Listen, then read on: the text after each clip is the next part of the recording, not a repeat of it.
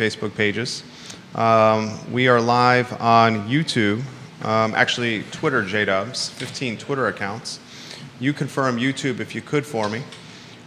Viewers and listeners, Kevin Cox is our guest. He has been in the news lately, and he is going to tell his side of a story that has dominated the news cycle and in fact caused a correction in the Daily Progress.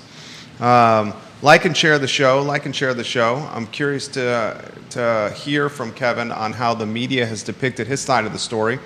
I'm curious to hear from Kevin on what he thought of Chief Kochis' comments on the I Love CVille network earlier this week. He has been arrested for the creation of a sidewalk on Elliott Avenue. The city is saying it is vandalism. $1,000 plus in vandalism? Right now, the charge is vandalism, less than $1,000 in damage. Okay. But they are probably going to assess me the cost of using that cheap black paint that washed off. I think that is certainly going to happen, and potentially some court costs. Although I did say on Tuesday's show, I believe the charges will eventually be dropped, but Mr. Cox will be on the hook for just over $1,000 plus some court costs, which is no small change. We'll talk about that on the I Love CVille show. Viewers and listeners, like and share the show wherever you're watching the program. Like the show, share the show. 15 Facebook pages, 15 Twitter accounts, LinkedIn, iTunes, Apple Podcasts, Rumble, Fountain, Instagram, Nextdoor. We are everywhere, this show, the water cooler of conversation in a market we call Charlottesville, Albemarle, and Central Virginia. J-Dubs, how you looking over there? And you have confirmed YouTube? Okay, fantastic. We live on LinkedIn? Okay, and can people hear you? I don't think that mic's in front of you there. We are live on LinkedIn, Judah, which is good. And we are live on I Love CVille Food, which is reaching 7,000 and change. All right, I think we can rock and roll. Take a look at the screen for today's headlines.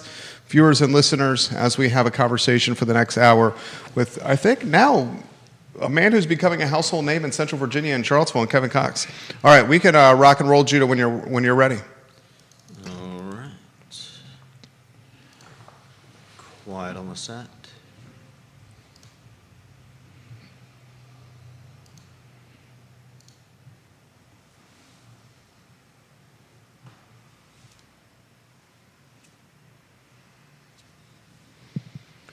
Welcome to the I Love CVille show, guys. My name is Jerry Miller. Thank you kindly for joining us on a Friday afternoon in downtown Charlottesville.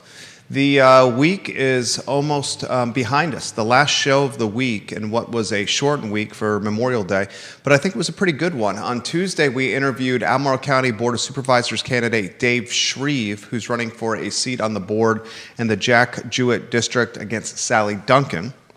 On Tuesday, Chief Mike Kochis, the George Clooney of policing, was in the house. We spent an hour with Chief Kochis talking in part about Kevin Cox and the arrest that is currently hanging over him, a vandalism charge for a crosswalk that he created on Elliott Avenue. We'll talk about that with Kevin Cox. We'll talk the state of Charlottesville with Kevin Cox, and we'll reflect or take a look on East High Street, on some of the new zoning ordinance and some of the activism that's happening in Charlottesville with Mr. Kevin Cox as well. A lot we're going to cover on the show, and we encourage you, the viewer and listener, to join us in the conversation by asking questions and shaping the discussion.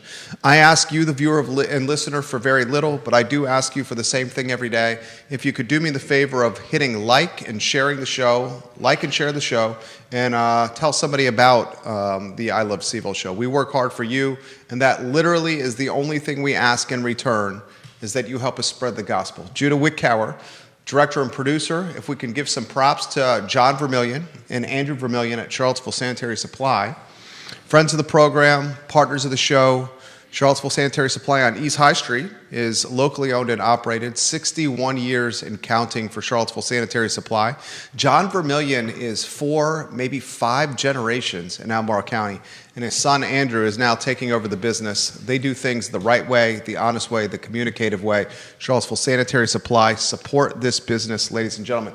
Judah Wickhauer, studio camera, then a 2-shot as Kevin Cox is on the show with every media outlet in Central Virginia watching the program. Kevin Cox, good Friday afternoon to you. Hi, Jerry. Thanks for inviting me. Thank you for joining us on the program. Sure.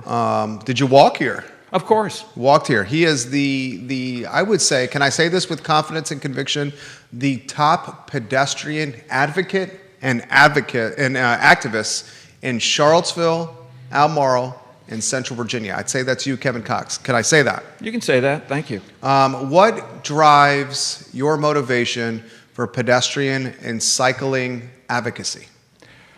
Well, there's 2 things, really. The first is I walked to my job at UVA for 25 years, 2.5 miles one way, and I got to know the streets and the sidewalks, and I know there are a lot of problems that need to be fixed.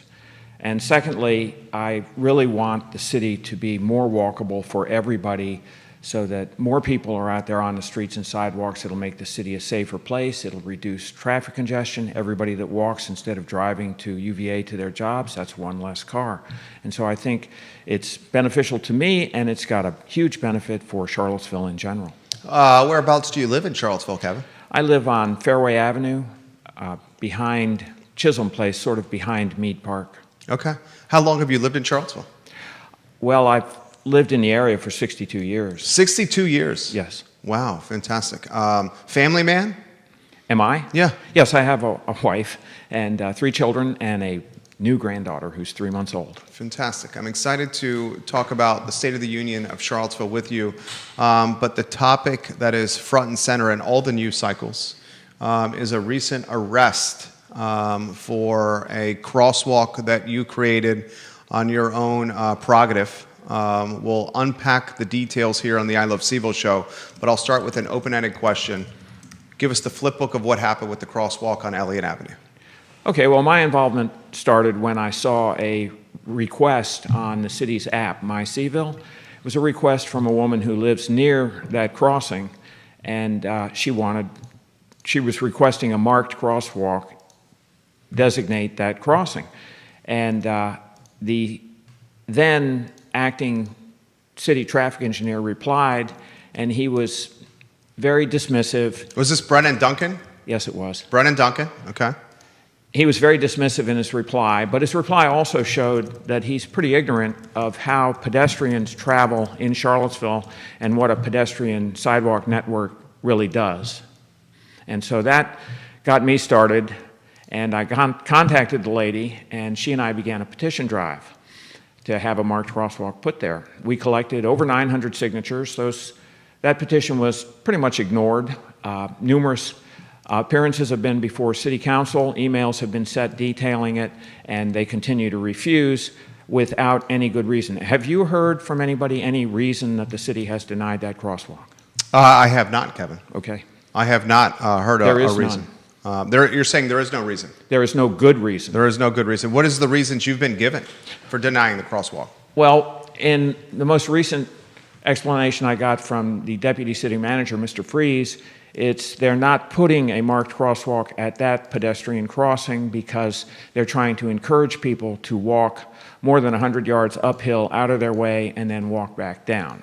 And so by not putting the marked crosswalk there, somehow or another, that's going to encourage people to walk a good distance out of their way, and they don't do that. I don't think Mr. Freeze would do that, okay? And so, where were we? The reasons for why the crosswalk are not there. Right, and then after that, I got an email from the acting traffic engineer, Brennan Duncan, and in that email he said that the street is an arterial street, and that was given as a reason for not putting down a marked crosswalk. That statement, arterial street, is oxymoronic. It's something he made up. There's no such thing as an arterial street. It's either an arterial or it's a street. They're different, okay?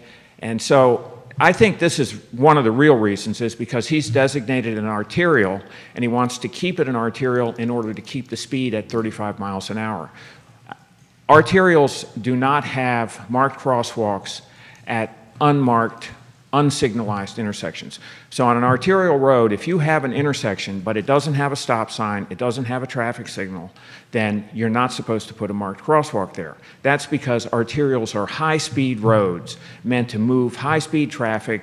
They're usually 4 lanes between freeways. They're not city streets. Elliott's a city street. Let's see, what else did they say? And you have this all documented. This is all documented via email, I have paper emails trail. of all of this. Oh, yeah, absolutely. They've also told me it's too dangerous to cross there, so they want people to cross up the hill. Well, it's a legal crossing, okay? It's completely legal. Pedestrians and drivers have all the same rights and responsibilities at that pedestrian crossing as they would have if it were marked. All a crosswalk does is indicate to drivers this is a pedestrian crossing. A marked crosswalk does not create a crossing, it acknowledges one. There are many legal pedestrian crossings in Charlottesville that do not have marked crosswalks, and still people have all the same rights to cross there. We're going to get into the arrest here in a matter of moments, and what led up to the arrest, the vandalism charge here. Before we talk about the arrest, we have the police report that you sent us, yes, which we can put on screen. He sent us the police report, Kevin Cox.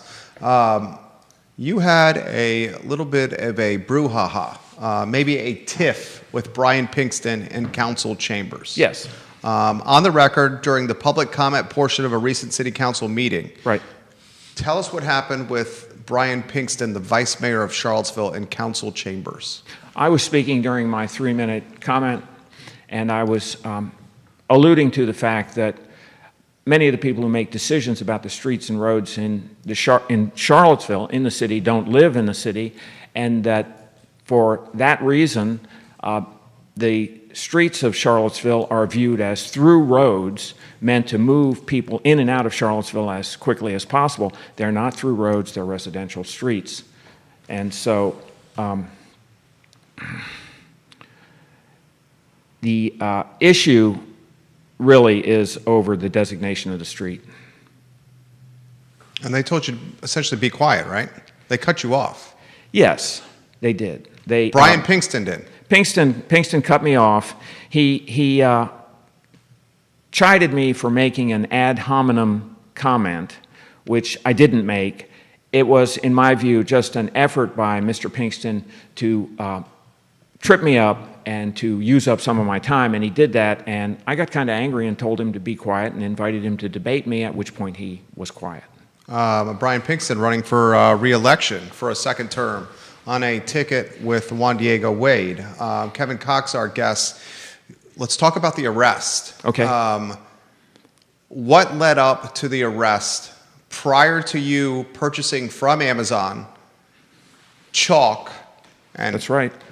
To chalk a crosswalk on Elliott Avenue, you have gone on the record and said you contacted city manager Sam Sanders. Yes. What did you do with communication with the top executive in Charlottesville, Virginia, the city manager, Sam Sanders? Well, I emailed him ahead of time and said I was going to do this.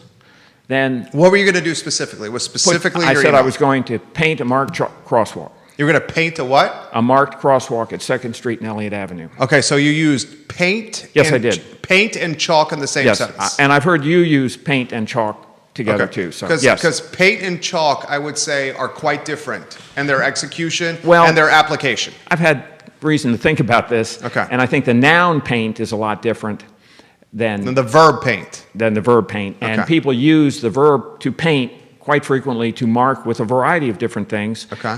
So I don't think that's really that much of an issue, the verb to paint. I made it clear it was spray chalk.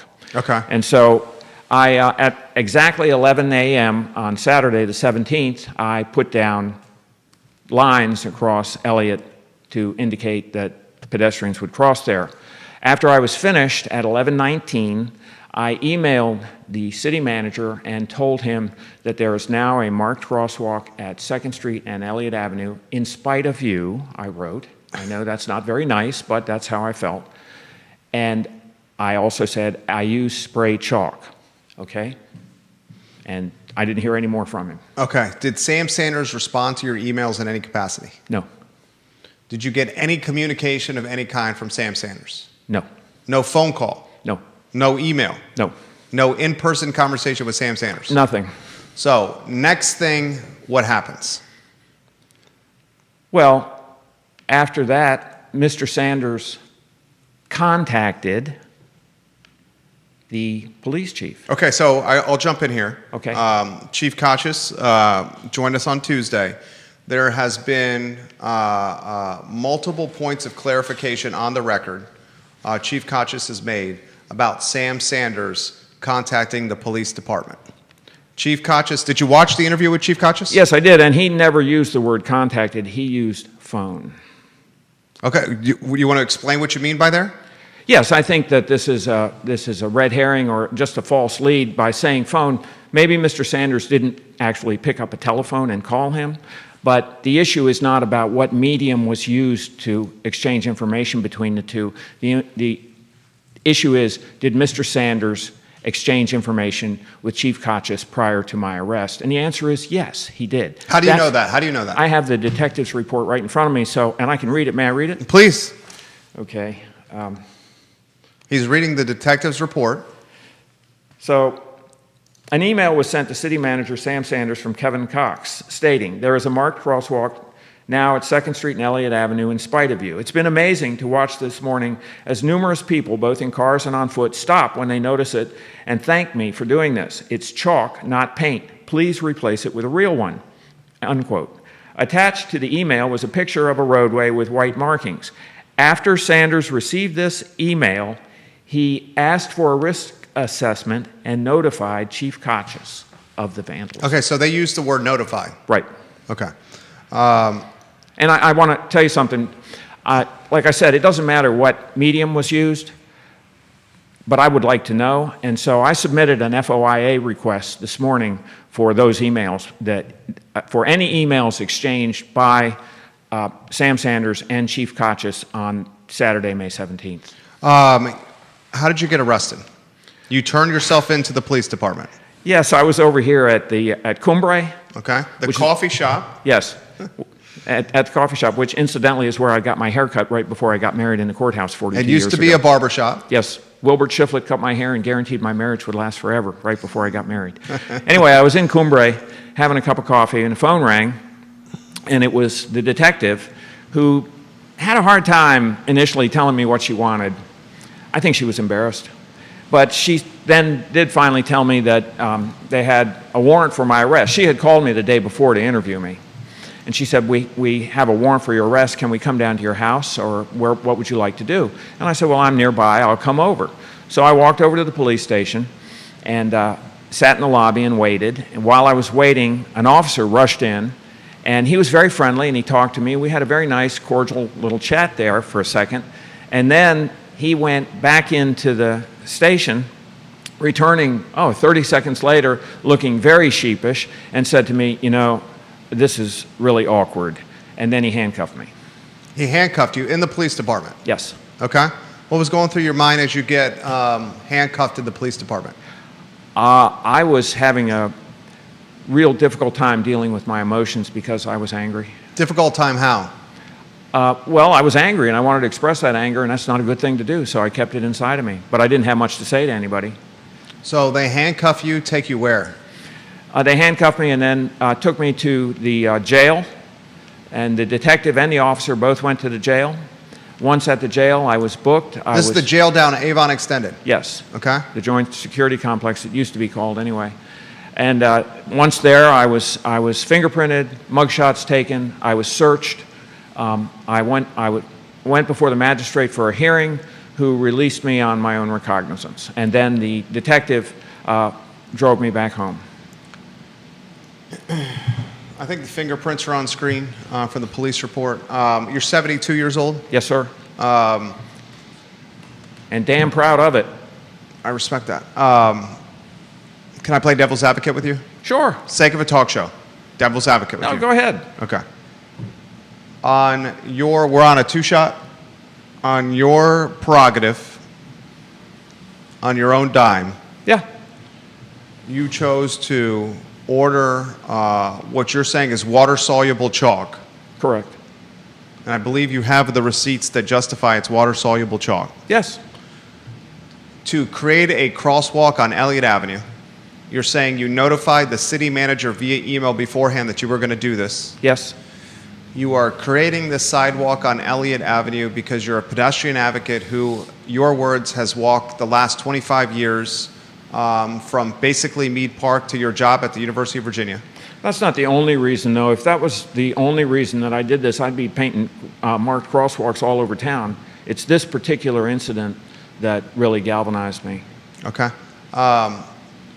If you took a bird's eye view, a holistic view of this, and were told someone in the community was going to paint a new traffic pattern call to action on a city-owned road without having approval of any capacity from local government, and was going to do this on his own dime, would you think that person was going to have legal ramifications on his or her near horizon? I would assume so. Okay, so when you were doing this, did you anticipate getting arrested?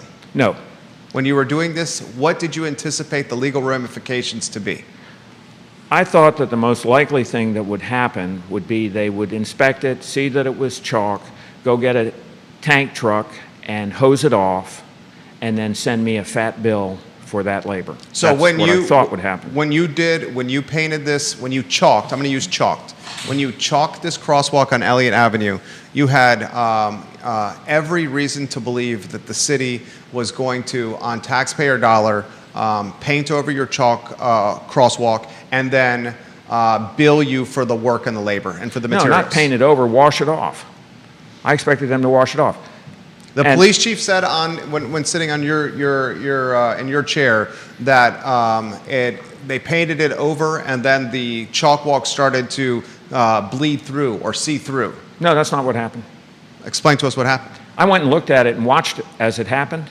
And what happened was the black stuff that they used to brush on to the white chalk did not adhere to the white chalk. It rained, and the chalk layer and the black stuff both came off, revealing more of the chalk, but very faded underneath it. It didn't bleed through. It's a talk show. My job is to keep the tempo and keep Yeah. the conversation and play devil's advocate. Yeah. If every resident in Charlottesville, Virginia, chose to utilize civil disobedience Right. to, in their view, better the city, would we not have lawlessness and chaos in Charlottesville? Jerry, that's just not going to happen because people don't want to have to go through what I'm going through right now is one reason. And another important point is what I did was a protest. It wasn't intended to be a real traffic control device. It was squiggly white lines that washed away in the rain. It wasn't an attempt to mimic a actual authentic crosswalk. It was an attempt to get attention so that this would be fixed once and for all. That attention that you were attempting to get, and I appreciate your conversation here. Thank you for joining us. Yeah. That attention that you were trying to get, was it not attracting the attention of vehicle traffic on Elliott Avenue and or pedestrian walkers on Elliott Avenue? And if it was attracting vehicle traffic and pedestrian traffic, aren't you creating a dangerous traffic pattern potentially? Because No. folks don't know if this is a crosswalk or not. No, I'm not creating, it's a legal pedestrian crossing.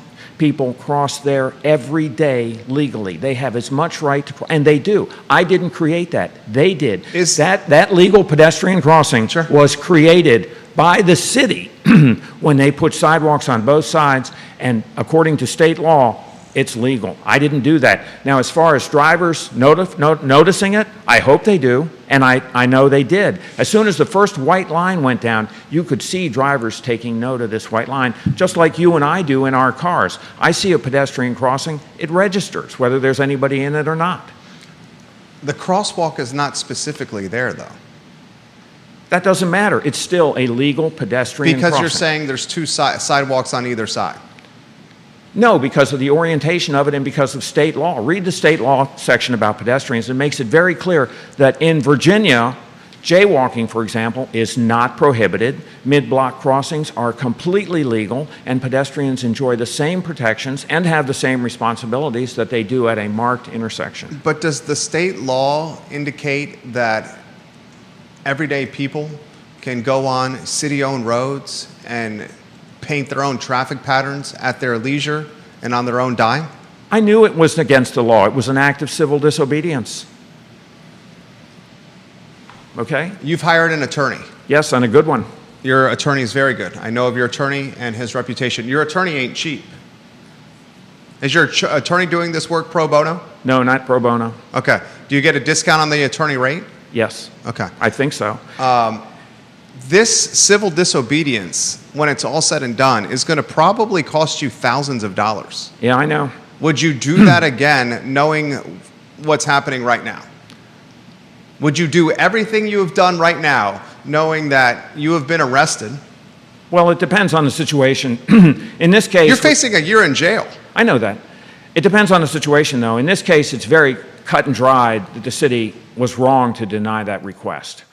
I want to go back to that for a second. Mr. Freeze said that they want people to use the other crosswalks that are hundreds of yards away, right? Well, if you're walking from Ix towards Elliott Avenue and you want to continue walking down Elliott Avenue, there's a sidewalk only on the opposite side of the street, on the south side of the street. So if you're walking from Ix and you want to get to Elliott, your choices are, and this is what Mr. Freeze wants you to do, he wants you to walk in the street on the north side, several hundred yards, and then cross the street there. But people don't do that. Many people walk down Elliott and go to 2nd Street, and a lot of them actually use the crossing, but quite a few of them also jaywalk mid-block between 6th Street and 2nd Street, walk in the street down to 2nd, and then continue up 2nd. I understand. It's a link in a regular pedestrian route. Brennan Duncan said that he didn't want to put it down because it would only serve the 15 houses on Ware Street.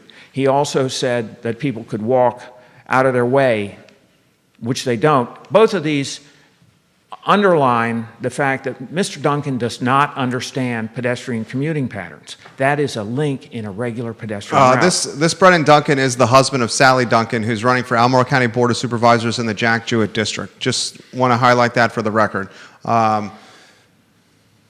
Kevin, you're speaking to someone who has a platform that reaches a lot of people who, on an almost daily basis, is holding City Hall and local government accountable in some fashion.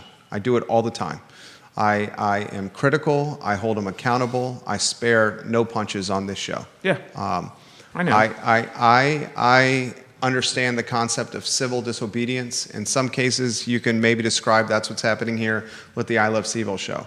I also am someone of practical reasoning, and in the most respectful fashion, sir. I mean what I'm about to say here, and I want to be respectful.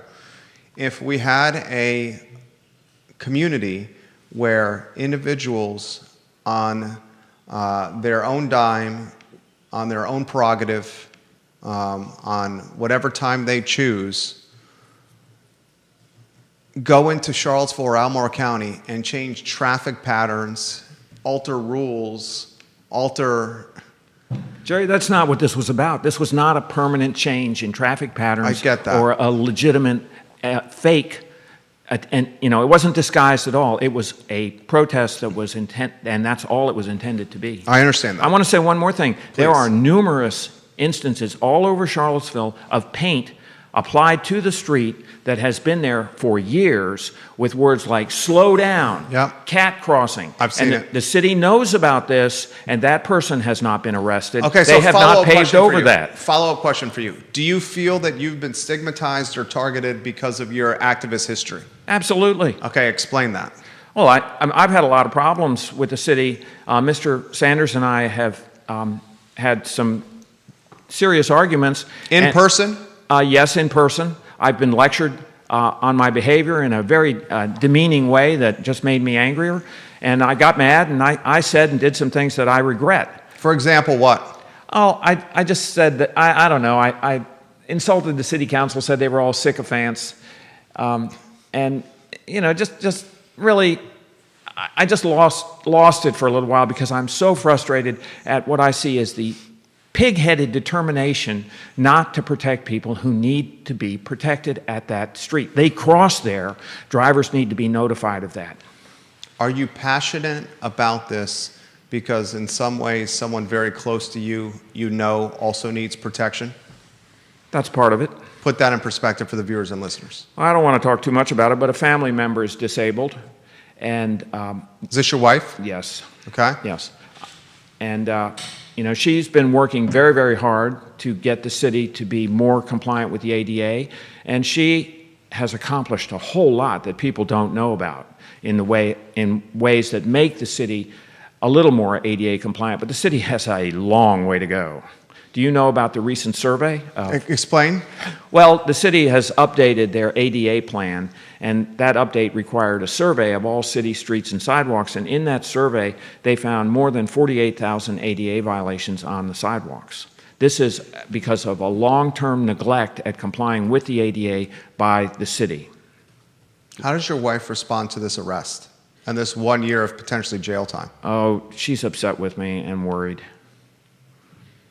Would you say some of your actions from an advocacy or activism standpoint are rooted in A, genuine wanting of improvement for the city, and B, potentially hot-headedness?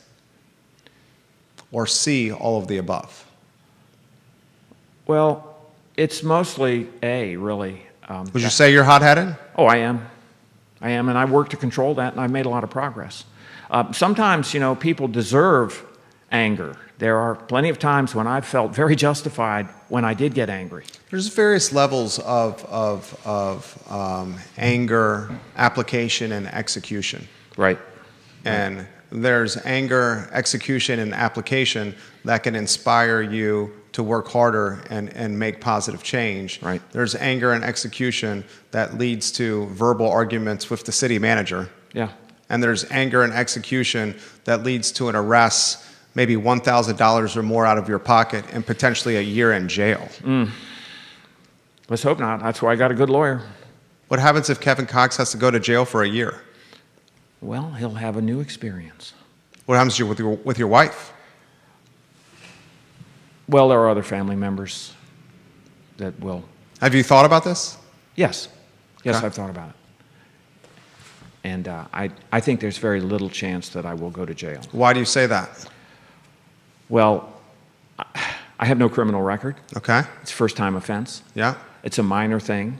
This is a very, very serious what you're facing here. Yes, I know. It's very questionable if the vandalism charges were appropriate because I used chalk. Is this your attorney talking? No, this is me. Okay. And what is does your attorney know you're coming on this show to Yes, he talk does. like this? Yes, he does. And did he counsel you not to do this? No, he's told me to say anything I want to anybody. And he said, distribute the police report. Look, we are right about this, and I feel very strong. I have nothing to hide.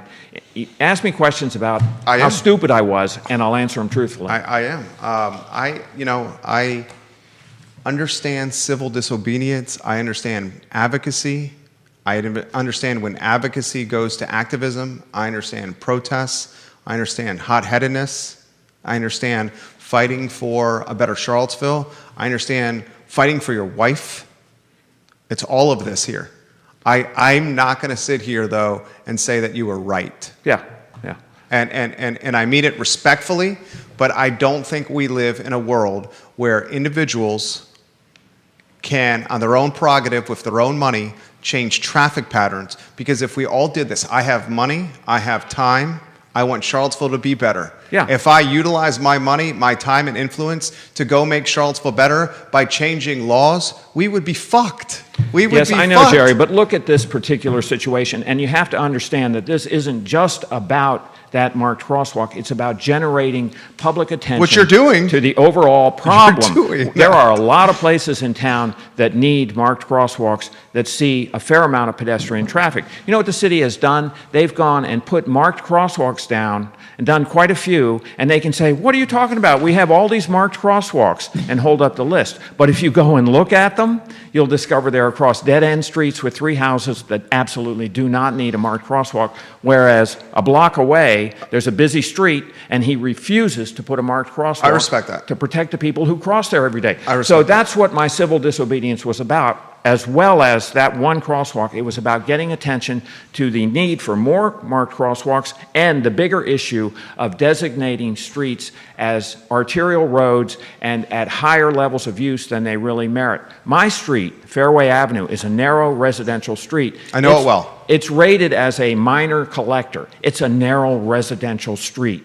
Now, as far as this, I want to say one thing about the designation thing. Elliott is a street, but at periods of time, it is used as a commuter corridor to move commuters away from the university and downtown and on their way home. Oh my God, Elliott Avenue is an extremely important road in Charlottesville. Absolutely. That's extremely busy, that Absolutely. without question is dangerous right now, without question needs much more attention from the city, without question is neglected, without question needs to be made way more safe. And Right. I think what Brennan Duncan has done overlooking Elliott Avenue and what City Hall have done overlooking Elliott Avenue, overlooking East High Street, is reckless and on the cusp of malpractice. I agree with everything you are saying. I do not agree with purchasing spray chalk on Amazon and doing my own Right. crosswalk on a city road that you have no control or autonomy It was over. born out of frustration. I Jerry. get that. I That's get all that. I can say. And I would bet, and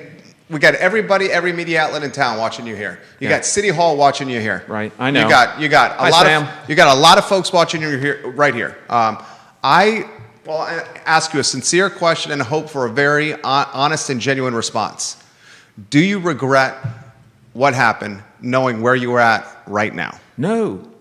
I'm glad to be here. I'm glad for the attention. I want people to realize that that street should have been changed immediately as soon as that terrible death occurred. They should have But I lowered want to this- clarify. Okay. I want to clarify. Yeah, it happened at another The Liberian Right. woman, local Charlottesville Mama woman. Wasamai. She's a mother. Yes. She was struck by a teenager. Yes. On Elliott Avenue and killed. Right. That was not at the specific location of your crosswalk. No, it was at the other marked crosswalk that the city is telling people to walk to because they've enhanced it. The enhancements are mostly a joke and actually, in some cases, more dangerous. More dangerous how? Well, they put these plastic popsicle sticks, the pylons, they put them, a whole lot of them, on top of the bike lane stripe, okay? So they didn't really physically narrow the street at all. They just created this confusing lane. People who live there and walk through that have seen this, and I have seen it also. People are confused by the pickets, and they go into the lane between the street and the pickets. I saw one guy do it and use it as a merge lane, accelerating onto Elliott. It's just not an effective way, and it's also a huge waste of plastic. The pylons have their place, but it's not everywhere. The city has thrown away tons of those things because they're constantly. They crack, they break, they get torn down. It's They're ridiculous. pieces of crap, frankly. They're tokens. Yeah, They're yeah. tokens. Look, we did something. Exactly. It's a perception management tool and not an actual practical application. That's what right. he means by tokens. That's right. Now, they put up flashing lights to warn oncoming drivers. I've walked a lot, and I know how the flashing lights work, and I can tell you, many drivers ignore them, even when there's a pedestrian in a crosswalk. Yeah. It's all voluntary. All of this depends on the drivers. Most drivers are going to cooperate. It's the jerks who killed people on 5th Street that don't cooperate. And they're the problem. Viewers and listeners, let us know your thoughts. Let us know your thoughts of Kevin Cox and what's going on here with this crosswalk. Put them in the feed. I'll relay them live on air. Your comments. You get a lot of comments coming in here. Great. A lot of comments. We want to highlight Ray Cadell, who's watching the program. And Ray Cadell is someone who speaks highly of you. Well, thank you. Ray Cadell is watching the show. I'm going to relay his comments exactly verbatim live on air. He said, Kevin is a longtime first-class advocate for lots of different issues throughout many years here. He deserves a medal, not a summons.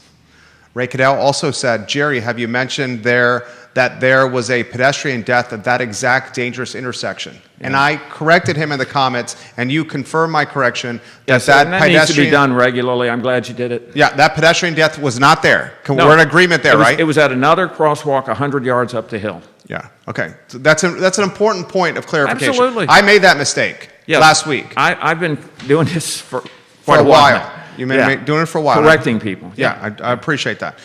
Janice Boyce Trevelyan is watching the program. She disagrees with what you did. Okay. She says, I agree with you, Jerry. If some young high school kid had done this, we would all be raving about the dangers of what they had done to that intersection.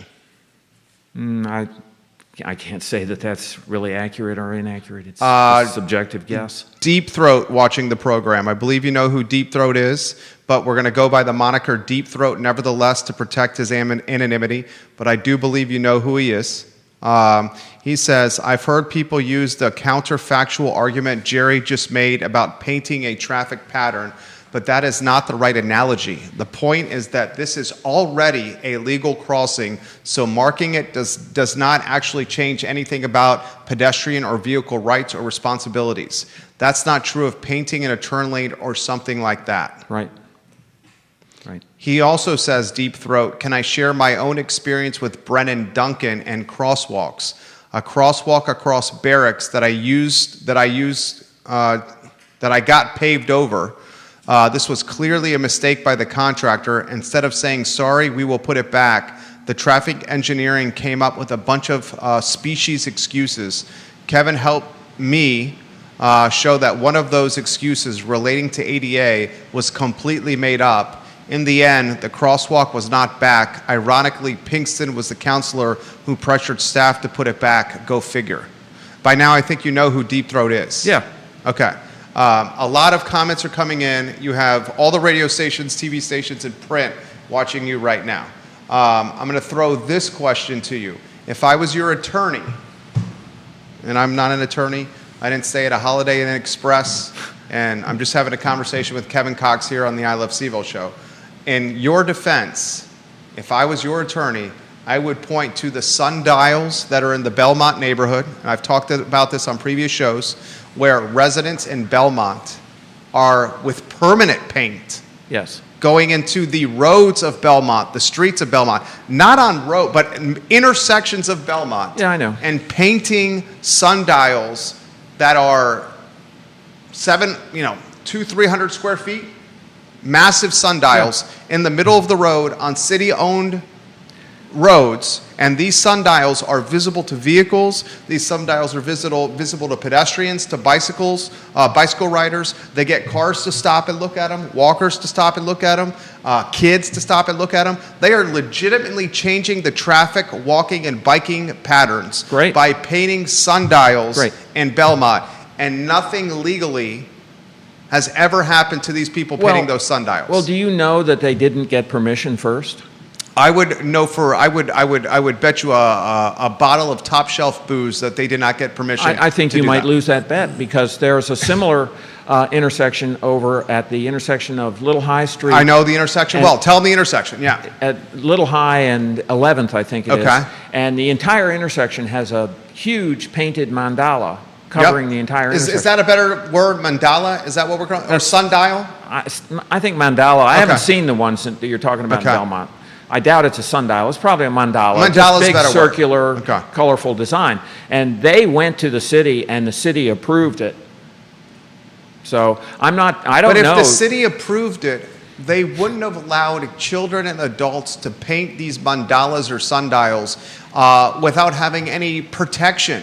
The city can't say, I approve you to go on our roads. Yes. And in the middle of the day, or in the middle of cars driving by there, you can go and paint a mandala without offering city protection from a person getting hit by a car. It's pretty ridiculous. The city would get sued and lose every day, and twice on Sunday. Yeah. There's no way in hell the city approved that. Yeah. You're basically saying the city said, go paint on these roads, and we're not going to say don't drive your cars on these roads? I don't What know. if someone got hit by a car? No, I know the city approved it. I don't know how the process unfolded, and I don't know that city employees weren't there to put up cones and direct traffic while they did. I don't know that. Case would be these people did it without notifying the city, Yes. and nothing happened to them from an arrest or vandalism standpoint.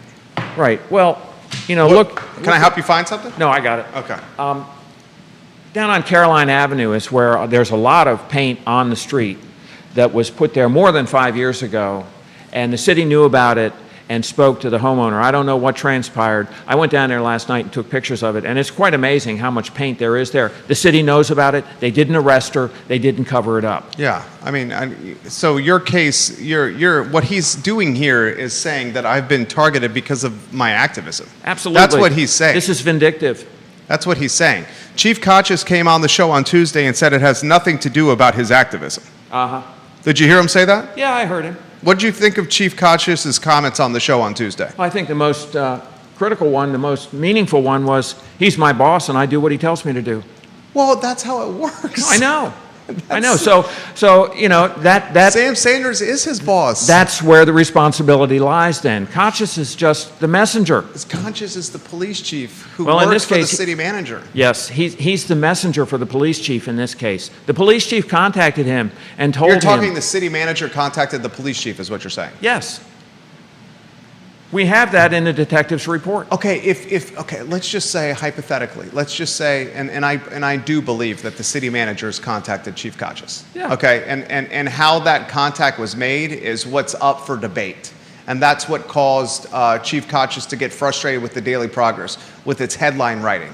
But you're probably right. The city manager did probably message the police chief in some capacity and say, do we have some kind of legal exposure here? What is wrong with that? Yeah, that's what What is wrong with that? I don't get that either, frankly. So I expected him to do something. Yeah, Sam Sanders should notify. That's why I sent him the email, Yeah. because I expected him to, once he knew, do something.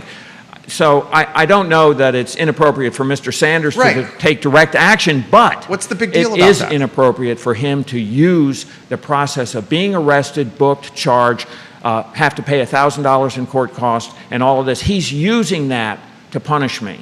No, he's following the letter of the law, Kevin. No, he's not, because if he was, he'd be doing it all over town. There are plenty of other examples that are not being That's addressed. the argument you make. Well, that's one. That's the argument you make. But what you did was against the law. Absolutely. You're admitting it was against the law. You just happen to be, in very visible way, breaking the law. But Yes. you still broke the law. I know that. Do the others that painted the mandalas and the sundials at Belmont, should they probably face ramifications? I'll bet you after this show, they will. And I'll bet you after this show, those Belmont sundials and mandalas will be painted over. And no one's going to be allowed to do that ever again. I'll bet you a bottle of high-end booze, that's going to be some fallout from your work here, Kevin. I don't think that's necessarily true. As I said before, we Kev. do know that the one on on Little High was done with the permission and approval of the city. I don't know that the same circumstances don't apply to the ones in Belmont. City of Charlottesville cannot allow average Joes and average Josies to take permanent paint and paint artistic renderings on roads. They did it. But if they do that and that person gets hit by a truck or a car, then the person who dies' family can sue the city. You can't allow... They can sue the city and it'll get They thrown would out more lose. likely.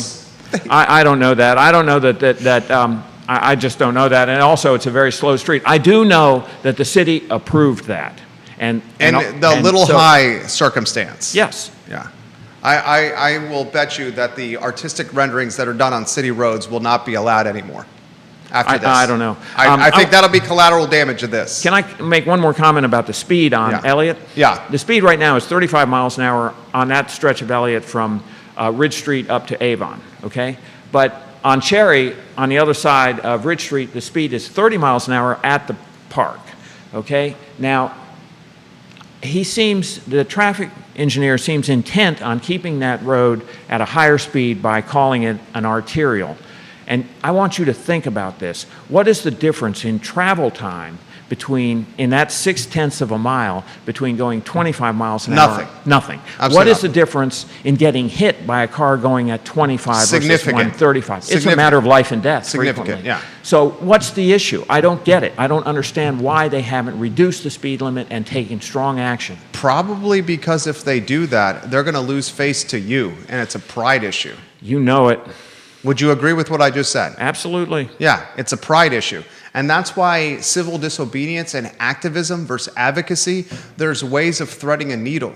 The way that you're threading a needle is the bull in the china shop way. Well, and I tried the other way. The bull in the china shop way often creates resistance. It's the whole vinegar and honey mythology. Look, we collected 900 signatures. I've been through this with the city council over and over again, constant emails. We have tried the legitimate ways, and out of frustration, I did this. I wanted to get the city's attention, and I want to bring attention to the bigger issues of speed limits throughout town and the absence of marked crosswalks at critical, used, legitimate pedestrian crossings. I respect that. And I understand where you're coming from. And if you have any questions that you want to jump in, Judah, I'm happy to weave you in. I sincerely mean that. Judah often has questions that are very good. Just give me a sign that you want me to weave you in on a 3-shot. Amanda Burns from the Charlottesville School Board is watching the program. She says, on a separate topic, I want to thank Kevin Cox for caring for the flower gardens along the roadside in front of Reed's over the years. Your work there has not gone unnoticed. I also want to piggyback on what Amanda Burns has said. You've done a lot of good for Charlottesville. You have done significantly more good for Charlottesville than you have done bad. What you have done on East High Street should be commended. Thank you. I'd love to get your take on what's going on with East High Street, because I've often said on this show, and frankly, Elliott Avenue too, I said the most underperforming, the most unsafe, the most underutilized corridors in the city of Charlottesville are East High Street and Cherry Avenue, Elliott Avenue. That's right. And it's clear cut. I've highlighted the lack of cohesion or uniform nature of the sidewalks. I've highlighted the piss poor pedestrian and bicycle safety. Bicycle lanes I've highlighted. I've highlighted the speed. I've highlighted the volume of traffic that go onto these 2-lane roads because they're such important thoroughfares for the city of Charlottesville. I've just used common sense when talking about East High Street and Cherry Avenue and why they're unsafe and underperforming. Can you put in perspective some of the efforts you've made to East High Street? Well, I was a crossing guard at Hazel and East High, and I saw what the situation was like. There's a lot of congested, fairly fast-moving traffic on East High. It's difficult to get across. One problem that happens frequently there is that drivers will block the intersection of Hazel and East High, and traffic backs up to the traffic signal, and we have gridlock. And so the solution to that would be a don't block box. And I asked Brennan Duncan to install a don't block box at that intersection, and he said, yes, that's a good idea. 8 months later, it hadn't been done, okay? So again, I decided to take action. I made my own do not block intersection sign that looked exactly like a legitimate one, and I nailed it to a utility pole near the intersection. 2 days later, the sign was torn down and the don't block box was installed by the city. Okay? Then there's the sidewalk. For many, many years, there was a dirt path in front of the brick building that AT&T uses. And it took quite a bit, but Mr. Sanders was new. He and I got along great. He was very helpful. He got that sidewalk built using funds meant to build safe routes to school for children. Go ahead. The big issue with East High, though, really is the absence of any sidewalk at all. This is it. On what is the south side, and that's from the intersection of Meade and East High all the way down to the phone company building. It's very dangerous. It's extremely dangerous. Somebody was killed there. Yeah. Bicyclists get hit all the time. Judah and I have crossed East High Street on a number of times, walking into Charlottesville Sanitary Supply with parking in one of those side roads so we don't take up our clients' parking in front. Yeah. And crossing that street on foot, it's like you're playing Frogger. It's extremely dangerous. Yeah. People are hauling ass down East High Street, and for you to walk or try to get across without a crosswalk is extremely dangerous. And we're able-bodied men over here. I cannot imagine what a mother pushing a stroller, or someone carrying bags, or someone that's not, someone that is not, as fluid with their movements, what they're going through crossing East High Street. Talk to me about what you think of the State of the Union in Charlottesville is right now. How long have you been in Charlottesville? 62 years. I've lived here now in the city. I've lived here for close to 30. Close to 30, you lived in the city. You've been in this area, Charlottesville or Albemarle, for 62 years? Yes. Okay. What do you make of Charlottesville, Virginia right now? Oh, it's a great place. I like it a lot. And it's going to be better. I think it's undergoing dramatic demographic change right now. How so? I think, call it revitalization or gentrification, but Those are two very different things. Okay, well, it's being revitalized by people who are moving into inner city and urban neighborhoods close to downtown. And they're moving there. One of the reasons many of them move there is because they want to live in a walkable community. They want to live somewhere they can put their kids on the cargo bike and go to the grocery store. They tell me this. When I work on my flower garden in front of Reed's, I give away free flowers and I talk to people. And I have been really excited by the number of younger families that have moved into town. Town is going to go places. The higher density new zoning, like it or not, is going to bring more people into town and crossing the street. What do you think of the new zoning ordinance? I think it's overkill, way overkill. Why is the new zoning ordinance overkill? I think that the densities are too high in some cases, and I don't particularly like the mandate against parking minimums. I think that that's going to have a dramatic impact. You're going to have money to buy a parking space, and it's also going to increase cars congesting, blocking pedestrian access. The cars ought to be in a garage under the building. I am in agreement with everything you just said there. What do you think of the folks at Livable CVille? They won't talk to me. I asked them to help me with the Second and Elliott, and they rejected that. Why will Livable CVille not talk to you? I don't know. What do you think of the folks at Livable CVille? I think they're very inclined to accept dogmatically whatever comes out of the urban planning academic ivory tower where the air is thin. What does that mean? It means that sometimes some of the things that come out of urban planning don't make any sense at all. For example? Well,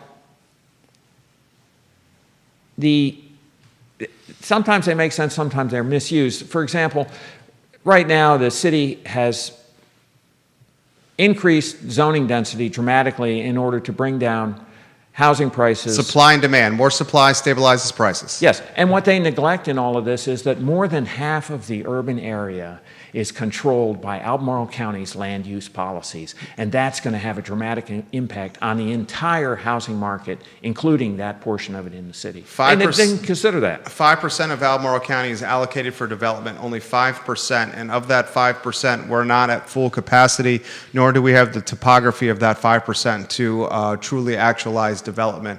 I think Livable CVille, this is me talking, is an organization that, if we're not careful, is going to damage the future of Charlottesville. Yeah, I think you might be right. One of the things. Why do you think I might be right?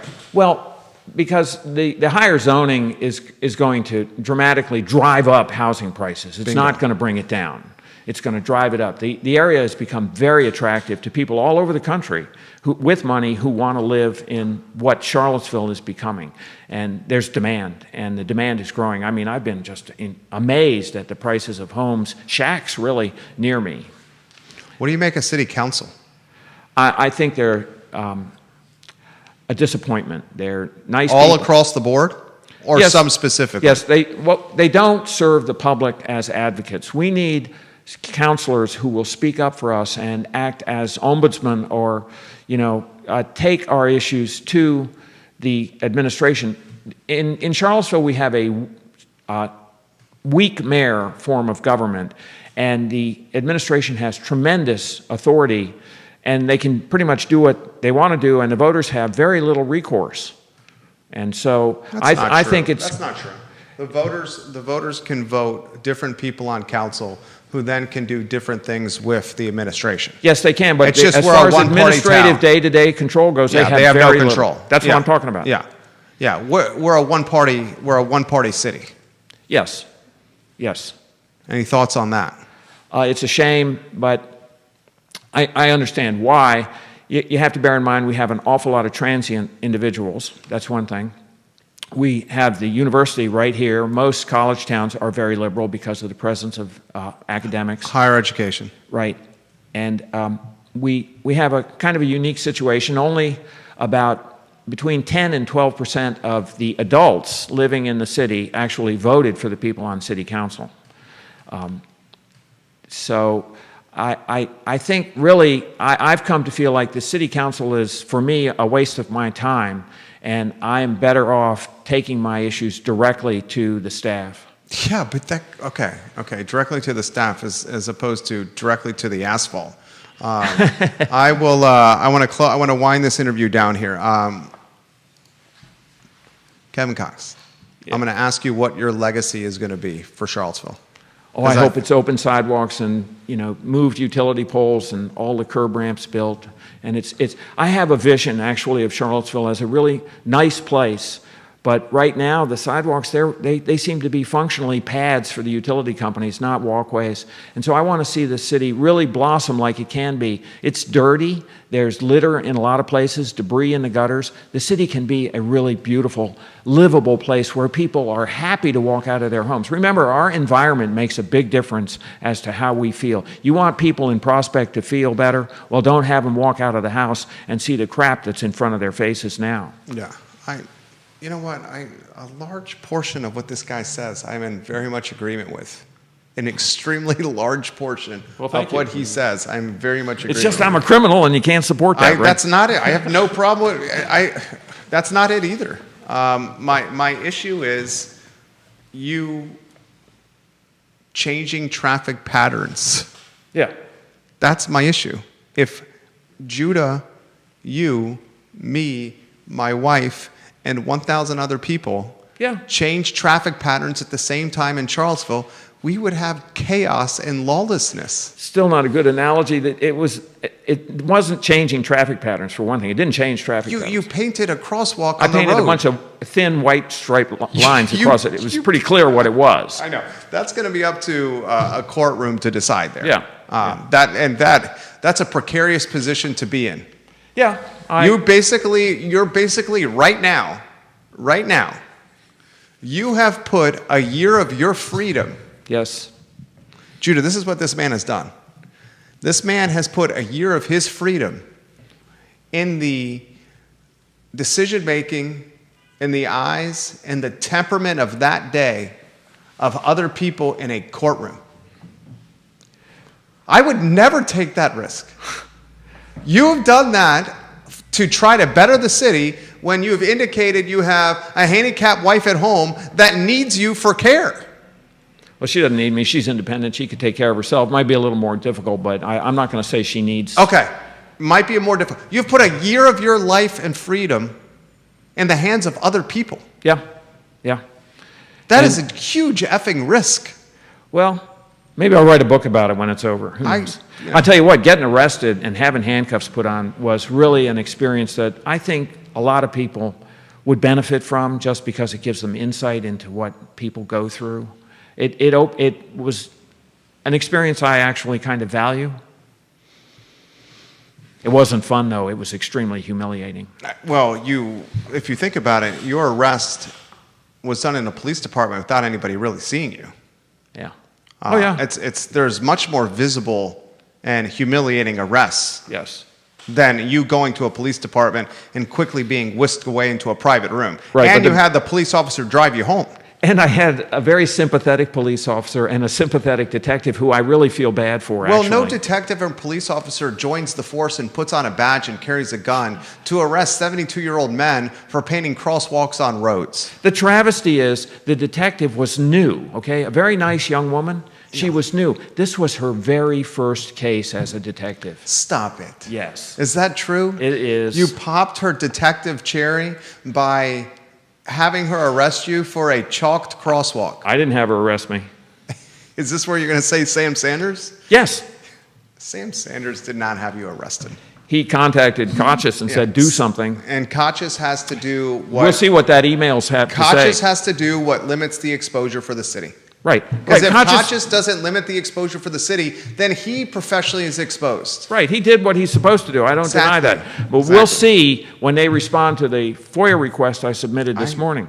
We'll see what email exchange took place and what Mr. Sanders actually did say. I don't know that he told Kochis to arrest me. I just know he contacted me. There's not a doubt in my mind that you're going to be like a dog with a bone on this. You know it. I do know it. We'll close with this. When are you in court again? Is it July the 14th? Bastille Day. Is it? What is it? Yes. July 14th? To the barricades!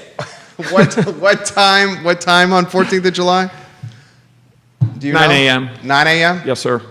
This story is going to continue for another... I hope supporters show up. This story is going to continue for another 45 days. You see that, Judah?